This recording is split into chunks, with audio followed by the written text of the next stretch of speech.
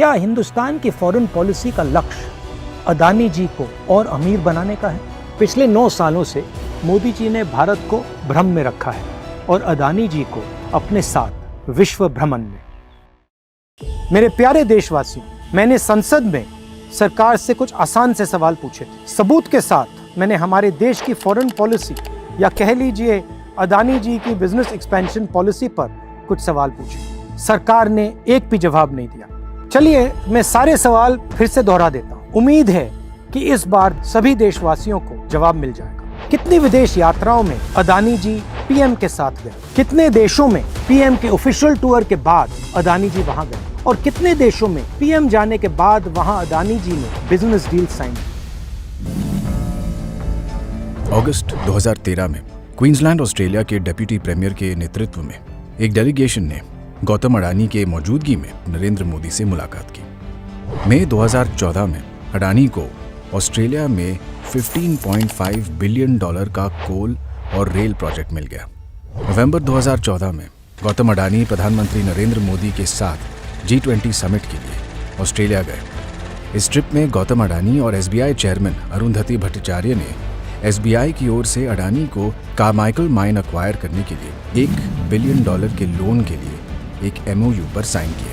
अब सवाल ये उठता है कि इन बैंकों में रखे हुए पैसे जो आपके पैसे हैं, उनको खतरे में कौन डाल रहा है? उन बैंकों पर कौन ये प्रेशर बना रहा है? जून 2015 में प्रधानमंत्री मोदी अपने पहले बांग्लादेश दौरे पर गए। विजिट का जबरदस्त फायदा अदानी ग्रुप को मिला। 2015 में अदानी पावर लिमिटेड ने 1600 मेगावाट थर्मल प्लांट डेवलप कराने के लिए बांग्लादेश के साथ एक MOU साइन किया। ये घोषणा की गई कि अदानी पावर बांग्लादेश को बिजली पहुंचाने के लिए थर्मल पावर प्लांट का निर्माण करेगी। एक्सपर्ट्स ने साफ साफ कहा कि लोकल रेट से 5 गुना महंगे रेट पर बिजली बेचकर अडानी बांग्लादेश को लूट रहे हैं। क्या हिंदुस्तान की फॉरेन पॉलिसी का लक्ष्य अदानी जी को और अमीर बनाने का है?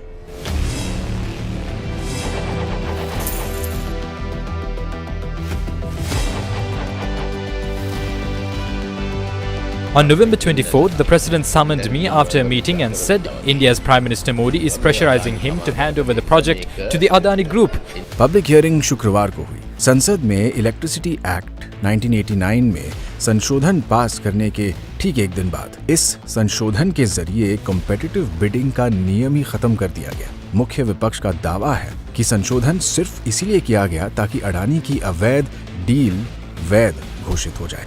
और फिर वही हुआ जो हर बार होता है, श्रीलंका के इस ऑफिसर को इस्तीफा देना पड़ा। क्या ये बात सही है कि पीएमओ ने अदानी ग्रुप के फायदे के लिए पड़ोसी देशों को कॉन्ट्रैक्ट देने के लिए मजबूर किया? मार्च 2016 में अडानी ने अनमैन्ड एयरक्राफ्ट सिस्टम्स की फील्ड में इजरायल की कंपनी एल्बिट आई स्टार और एक भारतीय company alpha design technologies private limited के साथ स्टेटमेंट ऑफ इंटेंट करार किया। इस करार का ऐसा जादू चला कि एल्बिट सिस्टम्स को भारत के रक्षा मंत्रालय ने Mi-17 हेलीकॉप्टरों को मेंटेन और अपग्रेड करने के लिए $110 मिलियन का ठेका दे डाला। 2017 में पीएम मोदी इजरायल गए। डिफेंस प्रोडक्ट्स में जॉइंट डेवलपमेंट एंड कोऑपरेशन की घोषणा की और इसके अगले ही साल अदानी ग्रुप को अल्फा डिजाइन टेक्नोलॉजी लिमिटेड में 26% हिस्सेदारी मिल गई। भारत में HAL और भारत डायनामिक्स जैसी कंपनियां कटिंग एज ड्रोन बनाती हैं, मगर इसके बावजूद अदानी ग्रुप को ही ड्रोन डेवलपमेंट और मैन्युफैक्चरिंग के लिए कॉन्ट्रैक्ट्स क्यों दिए गए?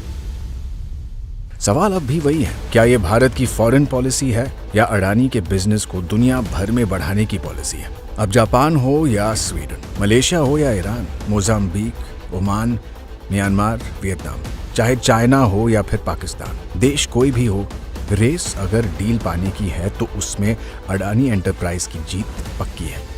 पिछले 9 सालों से मोदी जी ने भारत को भ्रम में रखा है और अदानी जी को अपने साथ विश्व भ्रमण में।